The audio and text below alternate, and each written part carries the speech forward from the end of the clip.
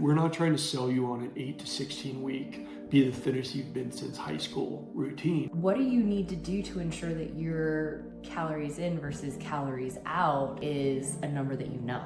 It's an iterative process. That feels so broad.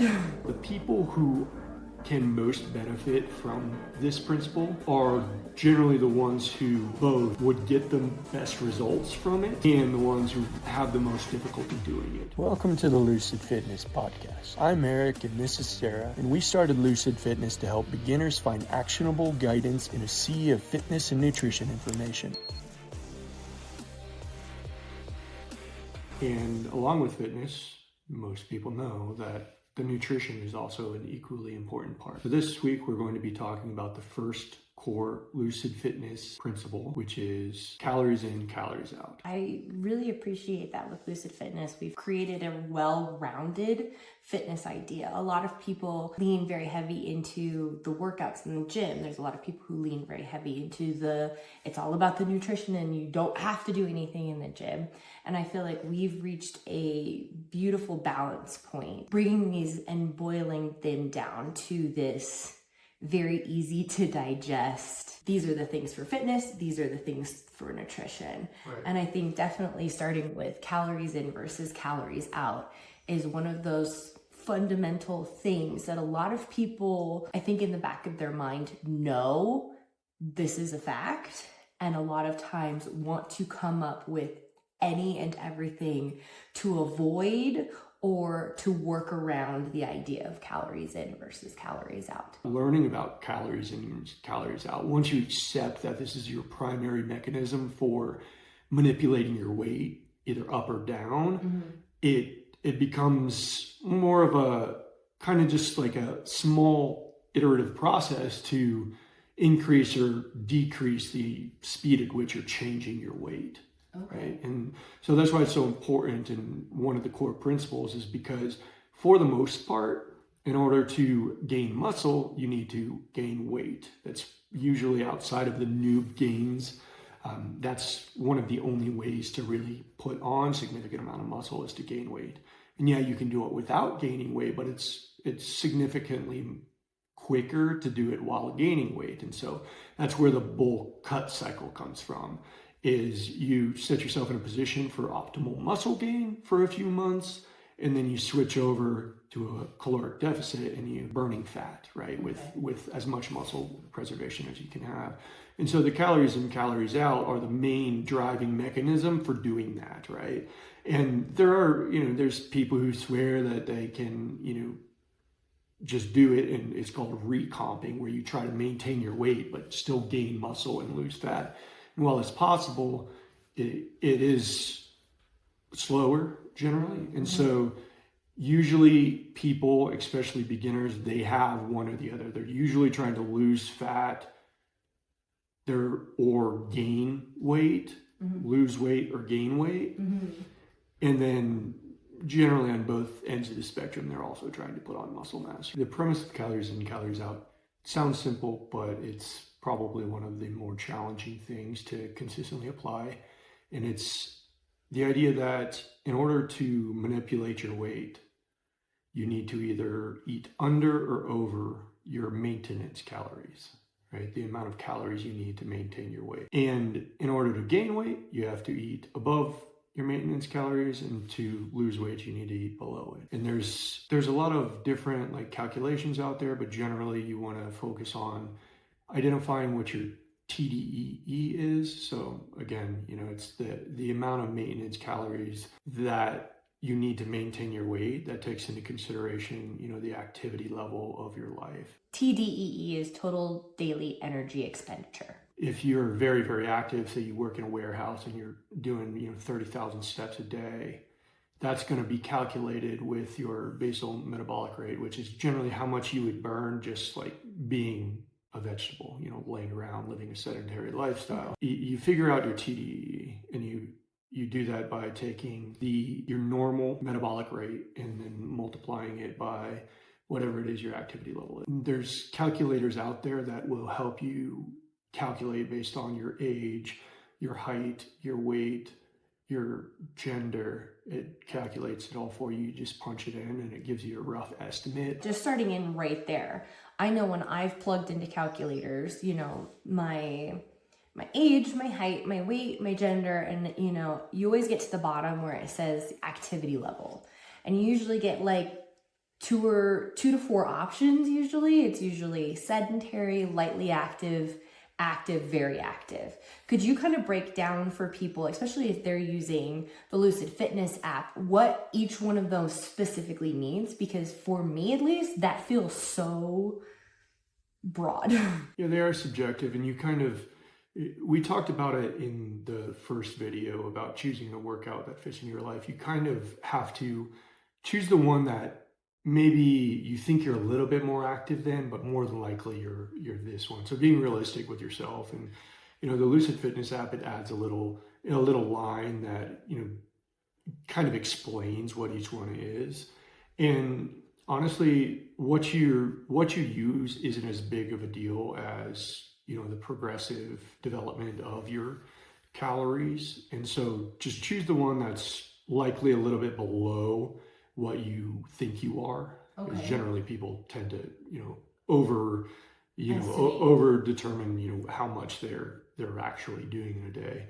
And much like the progressive overload that we talked about last week, it's an iterative process. And so this is just kind of a guideline to get started, and trying to, obviously you take two people with the same exact proportions, the same age, same variables all about, they're not going to burn, or they're not going to lose or gain weight at any, you know, very specific amount. Like, okay. To be more clear about that, like, if these things are rough guidelines to get started, but it's a process that requires development, right? And so going back to the calories in, calories out aspect, once you determine where you're starting, like maintenance, your TDEE, so the amount of calories you generally need to eat to maintain your weight within, you know, there's a lot of weight fluctuations, but to maintain your weight within a few pounds is generally your TDEE. And that's the most important thing that you need to calculate. And for whatever reason, it feels more daunting than it actually is, because really, like, there's calculators everywhere. It's fairly trivial calculation once you know it, and you just kind of choose one and you run with it, and then you learn down the road. It's like, this got me started, but the reason it is effective is because it gives you a good starting point, and then you can adjust accordingly. Which is, of course, why the idea of a recomp always sounds so intriguing and inviting, right? Because it supposedly accomplishes both things. It accomplishes you gaining muscle and losing fat, but it is so slow. Like, are you going to take the 1 to 2 years that it actually takes to accomplish that? Yeah. Or take control in the idea of, yes, I'm choosing to eat 200 calories more a day, in the understanding that I am pushing very hard to break down muscle and build more muscle, and ensuring that I'm providing more protein so that I have the building blocks to put on that muscle. And I'm going to do that for a cycle. And then I'm going to choose to then bring down my calories to get to see what muscle I did put on. And then from there, decide, what am I going to do? You know, that's part of the journey for sure. Mm-hmm. That we've talked about before, is learning, you know, the rate at which you can gain or lose weight, and learning the number of calories that you need to gain weight. Because it's always the game of people who are underweight. And I think the best way to phrase this, it's been phrased before, it's not my saying, is people underweight generally tend to overestimate how much they're eating, and people who are overweight tend to underestimate how much they're eating. And on that spectrum, the further you get away from an average weight, the more difficult it is to use this specific principle. And like you and I have talked about before, the people who can most benefit from this principle and learning about calories in, calories out are generally the ones who both would get the best results from it and the ones who have the most difficulty doing it. People who are severely underweight tend to have a hard time eating enough food to gain weight.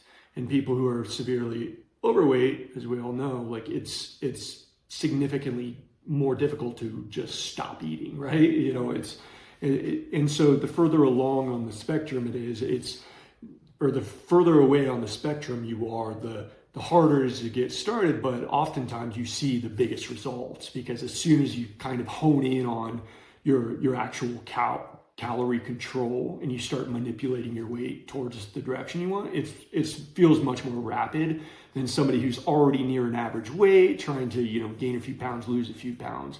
And so we generally kind of head towards the average, right? And so the further away you are from that, the more effective this is and the more difficult it is for you to use it. And we do see it very frequently. For me, I had a lot of trouble putting on weight up until I learned more about, you know, what I needed to do to actually eat enough.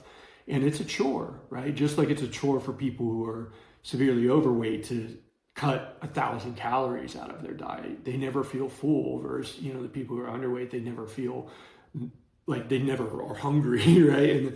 And so on either end of the spectrum, there's a challenge there. But once you learn that calories in, calories out, and maybe I haven't explained it the best, but calories in being how much you're consuming, and calories out being how much you're using in the day or you're burning, right?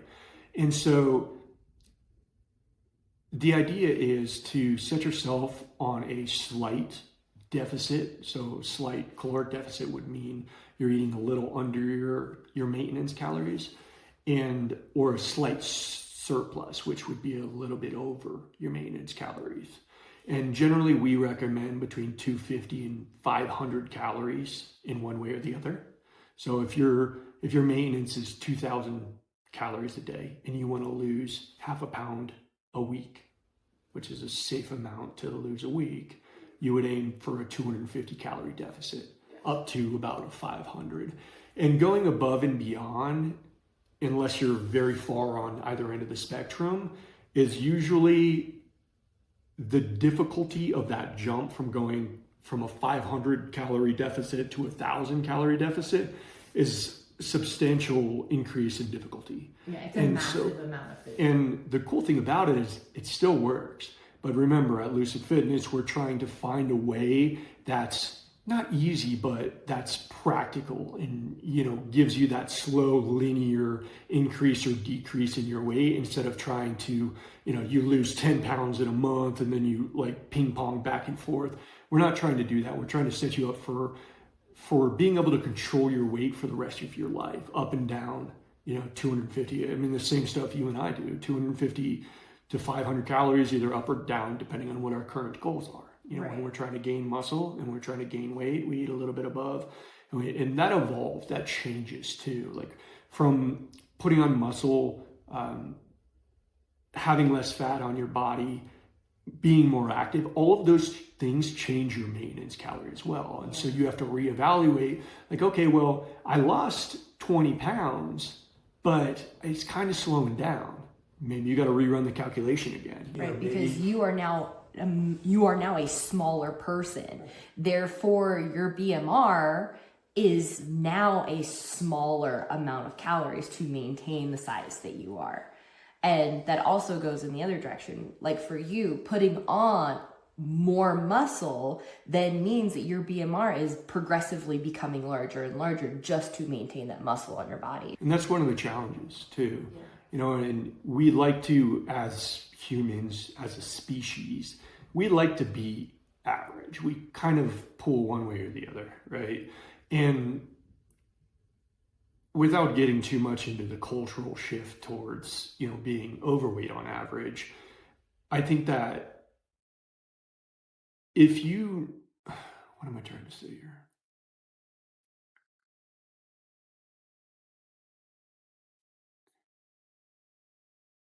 I don't know, I lost my train of thought. That's okay. Okay, maybe it will come back to us. Let's compress this and then move on to a next point, and maybe it'll come back to you. Sure.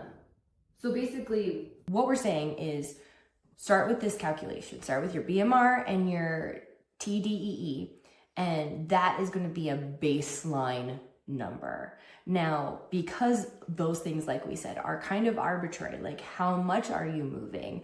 You know, it's going to change. Maybe you calculate this and then you start going to the gym. That calculation is going to change pretty quickly because perhaps your activity is going up from where it was. This is a point where you are going to have to be mindful of what is happening. And for me, at least, that comes from keeping track of it. What do you need to do to ensure that your calories in versus calories out actually is a number that you know? There's two approaches you can take to this, one of which works effectively.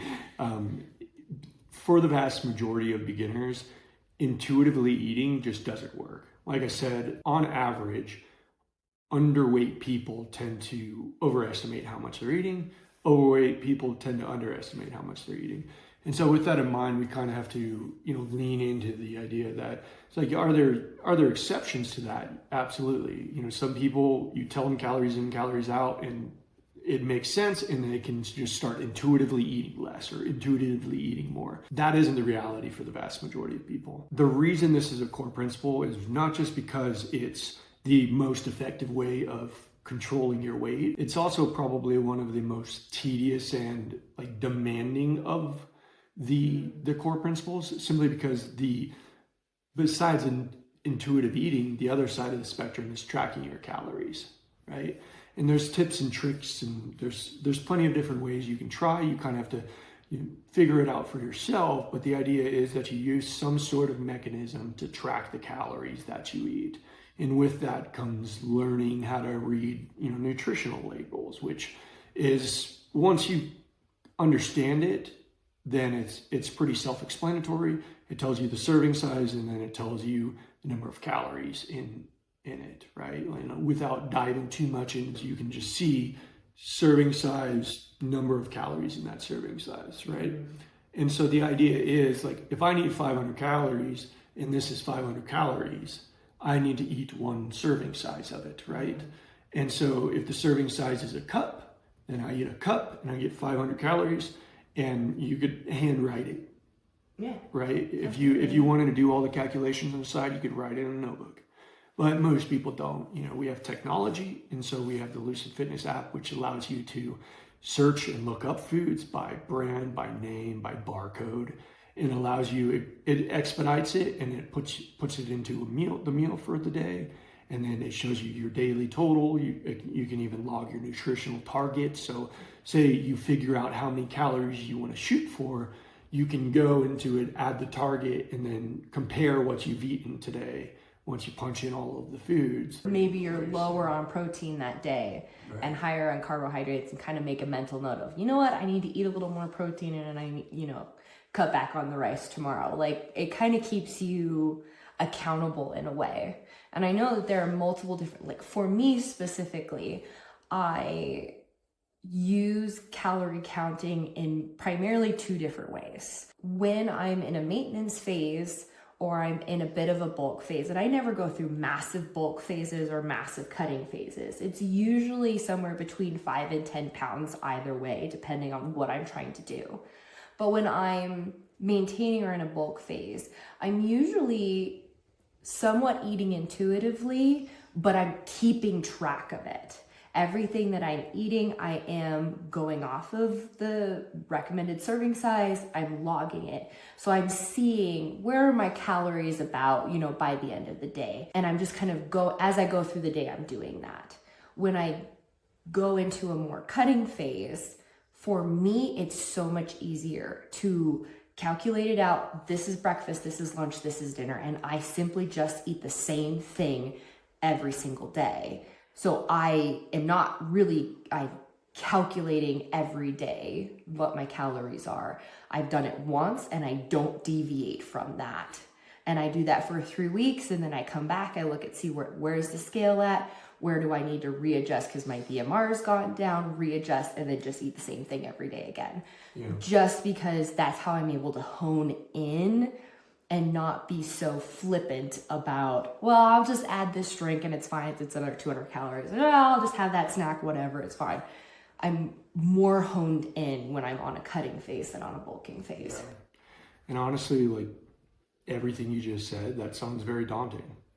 And, you know, for beginners, it's like, man, she just eats the same thing every day. You know, obviously that would be, you know, that's what you found works for you at the level that you're at. And I very much do similar things, you know, breakfast and lunch are the same amount of calories. And then my dinner, I know I have to eat between 8 and 1,000.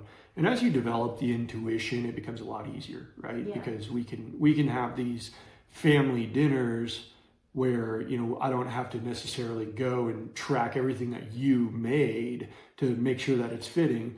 But while you're still learning, and that's why this is like one of the more daunting things, is you kind of have to do that, right? To accurately start learning and building that intuition that you and I have, you have to track a certain amount of meals to understand, like, and register in your head, this meal that I just ate is 800 calories. This is what I feel like. These are the ingredients that, you know, in understanding and start connecting the dots. But it's very, very hard to do that if you've never tracked calories before, right? And you can, I mean, so many people, they eat fast food, and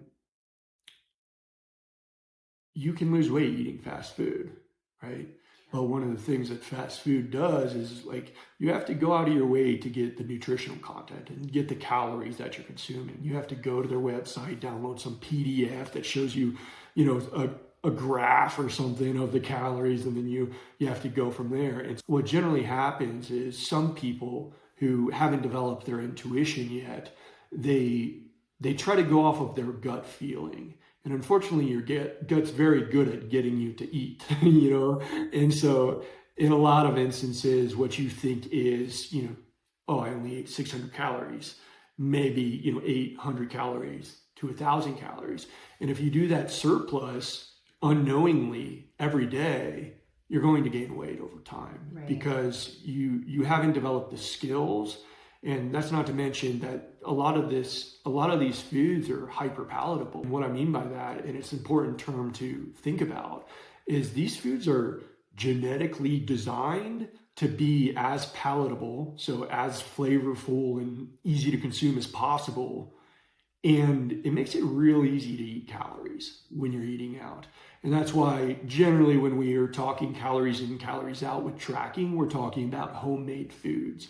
Because it's impractical to assume that you're getting the exact serving size of a large French fry at McDonald's every single time. What's more than likely happening is sometimes that dude's only filling it halfway and you're getting 400 calories. And sometimes the dude's like overfilling it. You've all been to fast food before. Yeah. So those are things you can't plan for. Yeah. And I'm not saying go and weigh every grain of rice that you have at your home, but you control the variables a lot better from home. And we'll talk about this in a future episode, but when you're eating these whole foods, your body does a lot better at maintaining a more realistic caloric intake. You feel a lot fuller from your meals because you're eating food that isn't designed to, you know, be consumable like fast food is. Right. You're getting more protein on average because you're focused on it, and you're getting more fiber because it's not purposefully been taken out so that you can eat more. Exactly. And it's not packed full of, you know, what they would say empty calories, but it's not full of sugars and sweeteners that are adding a lot of calories, but are not as useful to your body as rice or quinoa or, you know, that slice of bread that you actually would be able to use and your insulin understands. Going back to what I was saying, like, it is daunting at first, but it's effective. And I find that in my experience, the people who find that calories in, calories out don't work are generally the ones who didn't do it effectively, right? Either they weren't tracking or they were trying to go one direction too aggressively. So going on a massive cut, while it does work, it's very hard to sustain that. It's like going to the gym 7 days a week for the next 3 weeks. Oh yeah, you're going to notice something and then you're going to be so tired that you never want to do it again. Yeah. Right? If you cut too many calories and you're starving all the time and all you can think about is food, eventually your body will make you cave. It won't be a matter of, yeah, I can skip that 250 calories, half a peanut butter and jelly sandwich worth of calories. Okay, but if that's 1,000 calories in a day and you're only eating 1,000 calories, your brain will start doing crazy things to you to get you to eat more food. Right, and I generally recommend for beginners to go at the slowest, kind of like the progressive overload, to go at the slowest interval you can tolerate, right? For some people, if you're very, very overweight or very, very underweight, you can generally aim for 1 pound a week, right? Yeah. But anything more than that, and you're setting yourself up for failure. And what's going to happen is you'll lose a bunch of weight, and then you'll bounce back because your body's rejecting that extreme deficit. Right, you'll bounce back.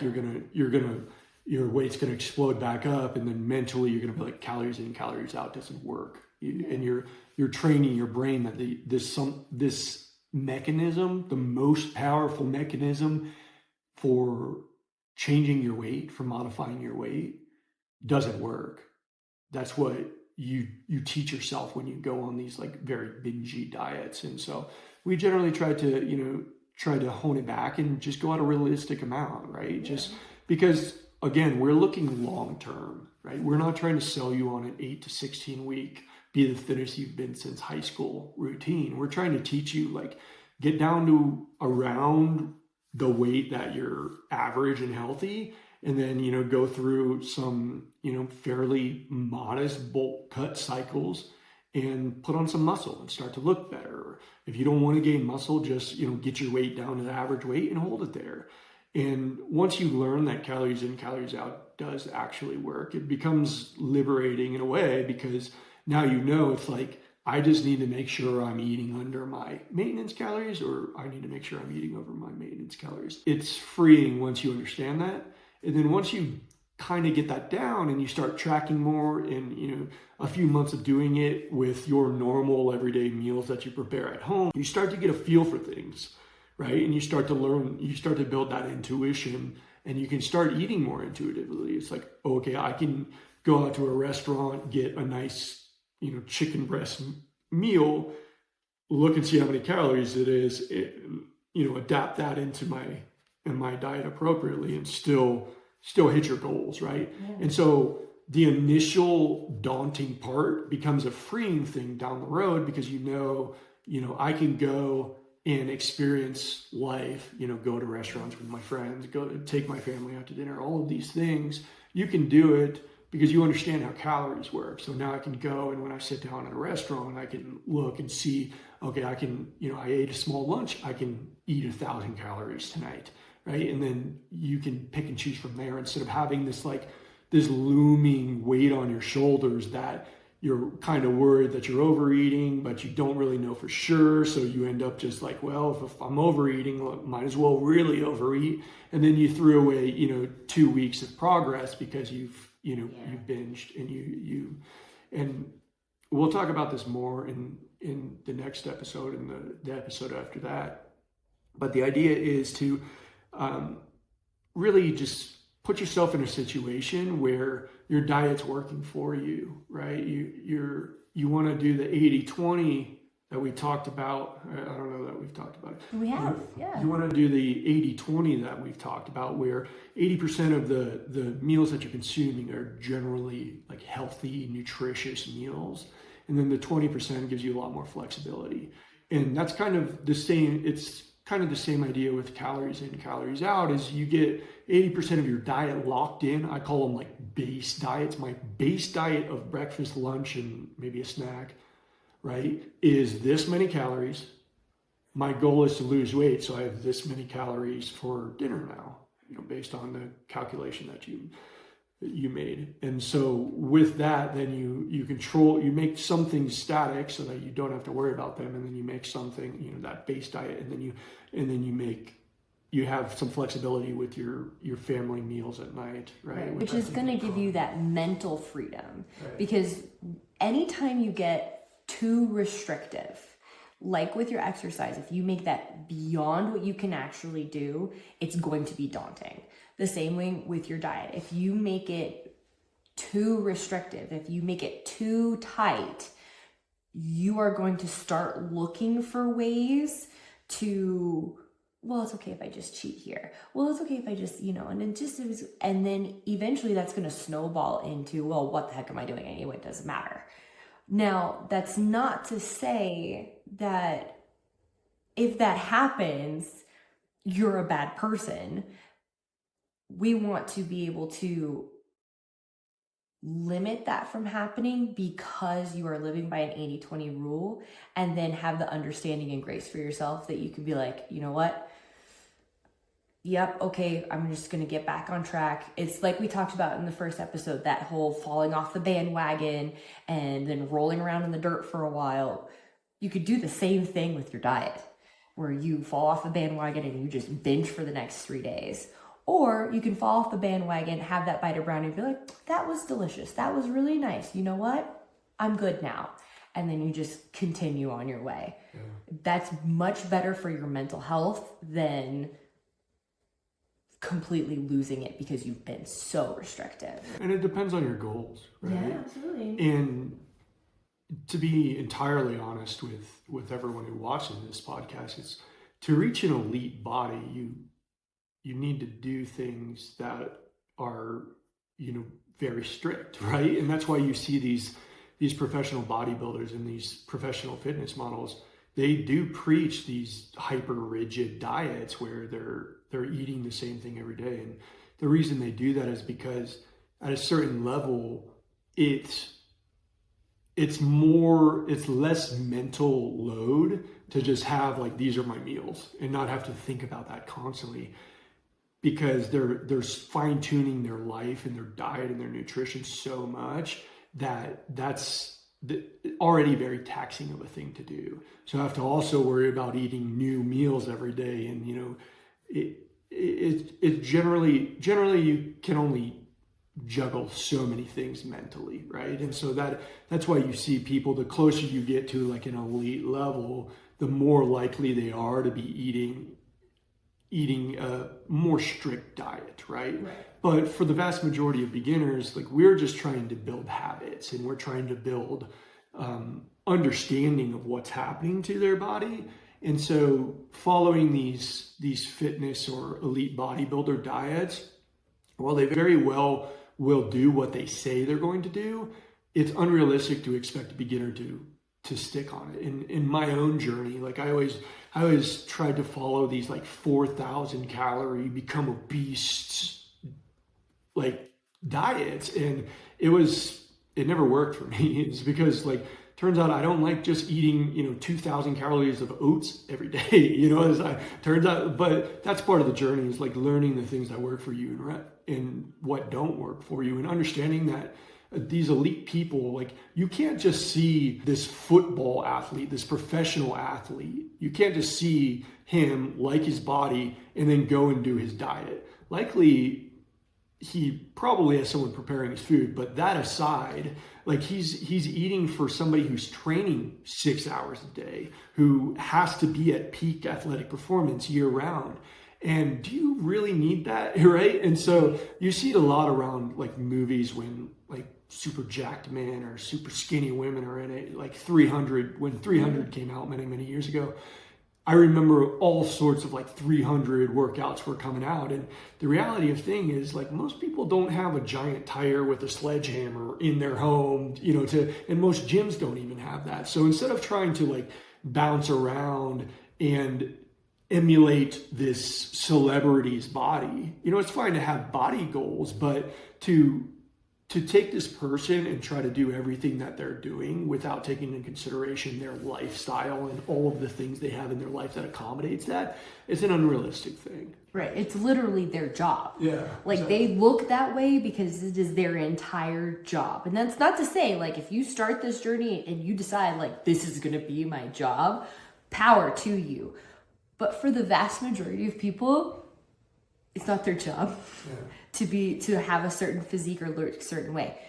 We want you to be healthy and to be able to function in the life that you have and to be able to pass on to your family and your friends and your children a healthy lifestyle that keeps you functioning into your old age, keeps you, keeps your doctor going, yeah, you're doing great. This is fantastic. Your labs are awesome. That keeps you in a place where you're able to continue in a way that's happy and healthy. Yeah, and look good. Yeah, right? look good. I'd argue that the vast majority of beginners are starting because they want to look good. Yeah, absolutely. And there's nothing wrong with that. That's perfectly fine, right? And that's a goal to have, right? And again, looking at these athletes or these celebrities and saying, like, I'd like my body to look like that, that's a worthy goal. Yeah. But you still need to build that foundation. Like, these people have entire teams implementing their calories, tracking all of that stuff for them, making their foods in the perfect proportions. And the reality is, like, most of us don't, right? You and I don't, right? We make our own foods. And so creating these like super elaborate schemes, I guess, for lack of better words, creating these schemes that just don't fit into your life, it just doesn't make any sense, right? Like, find meals you like to eat. Find healthy meals that you don't mind preparing and you have the time preparing. And that's why we'll never be able to give you a this is Erik and Sarah's diet, this is how you put on muscle, because it's so custom, right? Yeah. Could you imagine, you've seen the way I eat, could you imagine like a beginner going and eating that way? No, like, it's taken me years and years and years and years to even build up the appetite enough for it. Yeah. And how often do I sit there like, like, you're like shoveling food just to hit my caloric needs. And the fact of the matter is, beginners don't need that, right? And there'll come a time where in their journey, they feel like they have to step things up. Maybe 80-20, it's got them to, that 3, 4, 5 year mark where I look good. People compliment me. My wife thinks I look good, but I need something more. Yeah. Maybe they switch to a 90-10, right? Or maybe they try, a higher deficit, a higher surplus. All of those things, that's where the intuition and learning what your body needs, right? Instead of trying to, I like the way you look, what do you do? Not realizing, oh, that person has 15 years of training, like, he's doing things that you can't do in terms of just in general appetite, right? Yeah. And like, you can't look at somebody who's super shredded and say, I want to be on his 1,800 calorie diet when you're 60 pounds overweight. It's not enough food. You have to take it slow. That person didn't get there overnight. No, they did not. Like we've been saying this whole time, it's a balanced operation. Right. And it's a balance that you need to take the effort and energy into learning. Just like in the first episode where we talked about it, your responsibility to go to the gym and do it. The app can't work out for you. I can't work out for you. The same thing with this. You need to take the effort and energy. Now, we can make that as easy a process as possible. We can give you the tools. We can give you the app. We have a special feature in there where you can put in, what you want to do. Are you trying to gain weight or lose weight or maintain weight? And what's your diet preference? Are you vegan? Are you paleo? Are you, whatever? And it will give you a meal plan. It will tell you exactly what you need to buy and when to eat it. We can make that as smooth for you as possible, but we can't eat it for you and give you the results. You need to take the personal responsibility to figure these things out and take that journey. Yeah. It was actually something I put a lot of thought in when developing the app, that side of the nutrition. I call them meal plan templates because they're not recipes. They're not very, very honed into every single ingredient you would put in a meal, but it is a template that kind of gives you an idea of what a meal would look like. A balance of fruits, vegetables, lean proteins, fats, and then puts it into realistic meals, right?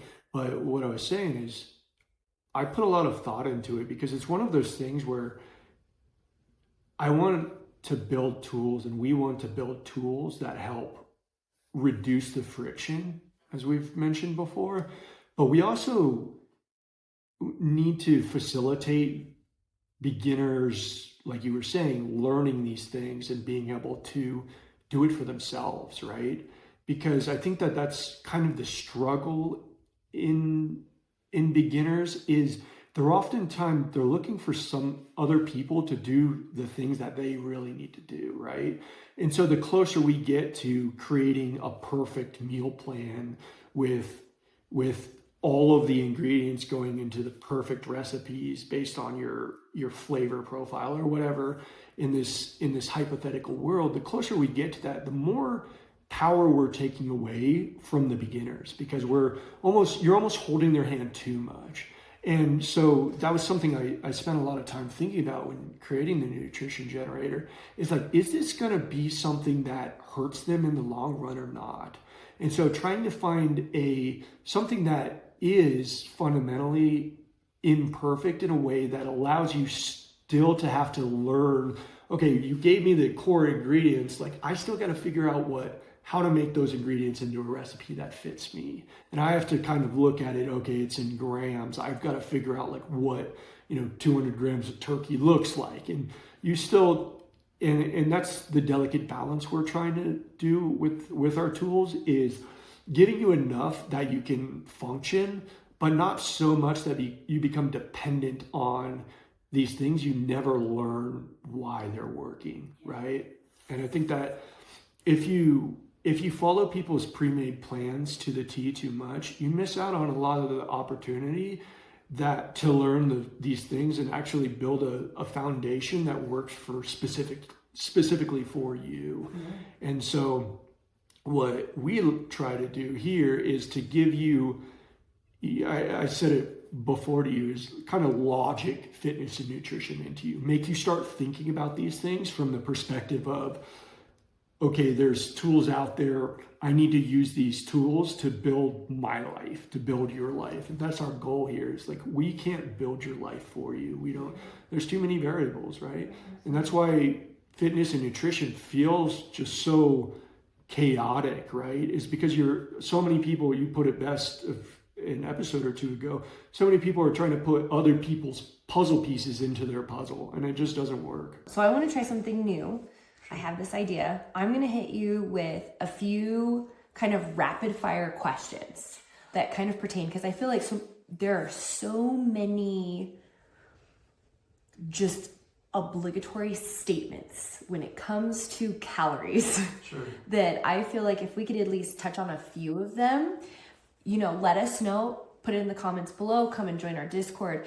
Are there more questions that you have? Do you feel like these answer your questions, or do you want more in-depth conversation about these specific things? Please let us know, because we would be happy to talk more in depth with them. But some of these questions I have here, I feel really are on the tips of the tongues of the majority of people. They're questions that I asked in my beginnings for sure. So I kind of want to get just a quick gauge, okay? So the first one is it true that not all calories are created equal? Yes and no, right? Calorie quality matters. I think that from a purely energy standpoint, they're likely very, very similar. But like you mentioned earlier, when you take into consideration, fiber and micronutrients and all of the things that make up whole foods, the way your body's reacting to those calories is vastly different. So like from an energy expenditure standpoint, it's like a lot of my weight between 160 and 180 was gained drinking a gallon of milk a day, right? And so if calories weren't, milk calories were any different than other bulk food calories, like that shouldn't have worked, but I just pretty much drank all my calories in milk, and it was terrible for my skin, but it gained weight. And so if you look at it from purely a calorie, energy calorie standpoint, if you look at it specifically from the energy you're getting from a calorie, they're equal in the sense that you'll survive eating McDonald's, right? But you won't be healthy. And that's where the calorie quality comes. And it's confusing too, because I think there was a scientist many years ago who proved that you could lose weight just eating Twinkies. But he ended up having like all sorts of blood issues at the end of it because he was just eating Twinkies, right? Yeah, absolutely. And so in terms of losing or gaining weight, you can lose weight as long as you're controlling your calories, and you can gain weight as long as you're controlling calories. That's not to say every calorie you're putting in your body is equal. Right. And how it's going to make you feel too, because you can, that's what the dilemma of soda, right? Because drinking a bottle of soda is 200 calories. It's 200 calories that you are not going to feel like you ate anything. You are not going to feel like you haven't. Now your body can use those calories, absolutely, but you're still going to feel hungry and like you need to eat another 400 calories just to feel like you had something. That's the danger of the hyper-palatable foods. Absolutely. Your signaling gets all messed up because you're taking in all these calories, but you're not really feeling full. Not in the same way as if you ate a whole food diet, right? Do I need to eat back the calories I burn when I exercise? I don't. Some people take into consideration, but generally you're adjusting your calories so frequently that if you say you start doing cardio and you do a lot of cardio and you burn, I'd say a lot for most people would be 100 to 200 calories. If you realize that that's preventing you from gaining weight, you need to add calories. But if it's helping you lose weight, then leave it as is. But what generally happens, and why I don't preach cardio as a very strong means of losing weight, is because the more cardio you do, the hungrier you're going to be, is what most people find. And so they'll work out 200 calories, be like, oh, I've earned this, and then they'll eat 400 extra, and then why am I not losing weight? I'm doing cardio. And so you need to track your calories, and I don't think it's really, you can if you want to, but I don't think it's worth it to try to, not only are these machines like super inaccurate most of the time, you should be tracking your calories in an independent way, whereas like what exercise you're doing really shouldn't impact how much you're consuming, right? Because that's your main mechanism of losing or gaining weight, is controlling your calories. This might be a bit of a hot take, but so correct me if I'm wrong. When we talked about the total daily expenditure, energy expenditure being added on top of your BMR, correct me if I'm wrong, we are already calculating that you have a level of activity into calories. Yeah. So that if you're saying I'm moderately active, I work out 3 to 5 days a week, and your calculator is giving you, okay, well, you're at 2,200 calories, it's already calculating the exercise calories for you, correct? Well, it's calculating an estimate. Exactly. But you can't say, well, I've done this calculation, it says I'm at 2,200 calories, and then I'm going to go burn 400 calories lifting weights. Now I can add another 400 calories on top of that and then assume that you are going to lose weight. Yeah, everything you just said is exactly why this is too confusing. Right. And the idea is you calculate your TDEE and you eat over or under, depending on your goals. And then everything else is just adjusting based on your results. Okay. Right? So in a perfect world, exercise aside, you can modify your weight up and down without exercise. People do it all the time. Yeah. It helps to do exercise because you burn more calories, and, it makes you look better, and things like that. And you maintain muscle. And that's right, exactly. But exercise aside, if you take your maintenance calorie and you eat over it, you will gain weight. And if you eat under it, you will lose weight. And so what you do is and it's something we probably should have talked about more, is like, how do you know if you're doing it right? Well, my recommendation is usually weigh yourself every day, write it down every day, and then at the end of each week, average.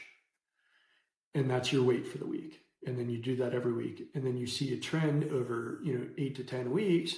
You see, I'm going down half a pound a week.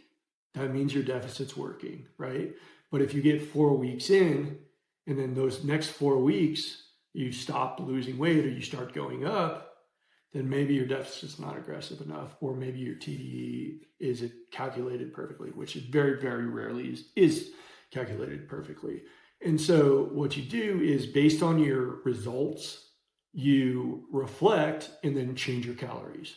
So if I'm losing half a pound a week and I want to be losing a pound a week, then I need to increase my deficit in order to do it, right? Because that means either I'm miscalculating or my TDEE wasn't adjusted perfectly as a good starting point. And so you'd reduce it. And that's where you hone in on things, right? And it'll never be perfect. I don't know my perfect TDEE right now. I just know, like, if I eat 4,200 calories, I will gain weight at a very, very slow rate. And so the goal is to hone in on that number. And then once you know that number, you can adjust accordingly, right? And so now I know when I switch from losing weight to gaining weight, it's a matter of like 500 calories different. I'm in a 250 deficit. I want to be in a 250 surplus. I need to add 500 calories. And so exercise aside, and yeah, exercise is going to impact this. But if you're tracking in that way, it impacts it in a way that shouldn't really change the way you're doing things, right? And so try to distill it down to the most simple means of tracking. And you put yourself in what you think is a deficit or surplus, and you do that for 8 to 10 weeks and see what happens to your weight. Track your weight and see what happens. I got one more question, and I feel like this is going to kind of pertain probably more to the females watching, and it's just from having my toes in the world of fitness and nutrition and everything that's out there on the internet. But this goes around probably every 6 to 9 months. There's a whole new brand new loop of it. But is it possible to eat too low calories and hurt my metabolism? I would say we're very good at healing. I think most people know that, right? And we're very good at returning to a baseline. I think that if you absolutely can hurt your body being in an extreme deficit. It's why generally, like, high-level bodybuilders, to get stage ready, they go into these extreme deficits temporarily. And the reason it's temporarily is because your body likes having fat on it, and your body enjoys having enough calories to function, right? There's a bare minimum amount of fat you need to consume in a day. We recommend between 25% and 35% of your calories, right? And so that alone is a certain baseline amount of calories. I don't think you're going to be doing permanent damage because your body's going to reject an extreme caloric deficit long before you start damaging your body.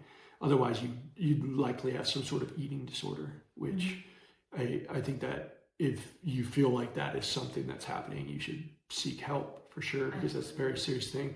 And it's something you have to think about in this sport. It's like, am I developing, is this a healthy way of living a life?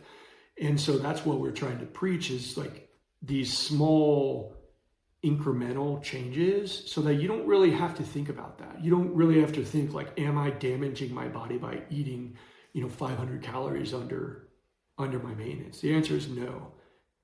Are you potentially damaging your body being at an extremely low 1,000-calorie diet? Unless you're very, very short or very, very small already, it's likely not enough calories, right? But in terms of doing permanent damage to your body, I'm not a doctor. We're not doctors, but in general, if you do these small things like up and down, small manipulations, it's when you get to try to do the extreme side. And like we all know, and the reason binge dieting exists is because the extreme side your body will eventually reject as a safety mechanism. That's all the questions I had. I feel like that was fun. That was great.